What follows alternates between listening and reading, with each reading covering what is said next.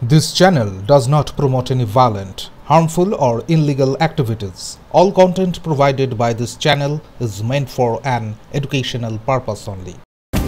মহেশতলার ঘটনায় এনআইএ তদন্ত চেয়ে হাইকোর্টে গিয়েছেন শুভেন্দু অধিকারী। একই সঙ্গে পুলিশের ব্যর্থতার অভিযোগ তুলে কেন্দ্রীয় বাহিনীর মোতায়েনের আর্জিও জানিয়েছেন। প্রধান বিচারপতির ডিভিশন বেঞ্চে মামলা দায়ের করেছেন রাজ্যের বিরোধী দলনেতা। দুই গোষ্ঠীর সংঘর্ষকে কেন্দ্র করে বুধবার উত্তপ্ত হয়ে ওঠে মহেশতলা। বেশ কয়েকটি বাড়ি, দোকানে ভাঙচুর চালানো হয়। ইটের আঘাতে জখম হন ডিসি পোর্ট, ট্রাফিক সার্জেন্ট থেকে মহিলা কনস্টেবলও। বুধবার রাতেই রাজ্য পুলিশের ডিজি রাজীব কুমারের সঙ্গে দেখা করতে ভবন গিয়েছিলেন শুভেন্দু অধিকারী, কিন্তু ডিজি দেখা না করায় ক্ষোভে ফেটে পড়েন তিনি। সেখান থেকে দাঁড়িয়েই মহেশতলার আধা সেনার মোতায়েনের দাবি তুলেছেন শুভেন্দু অধিকারী। বিধানসভা অচল করার হুঙ্কারও দিয়েছিলেন তিনি।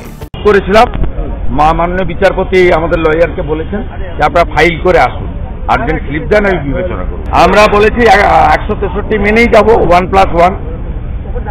163 তো 4-এর ঊর্ধ্বে হলে বাধা পায়, 1+1 যেতে তো বাধা নেই।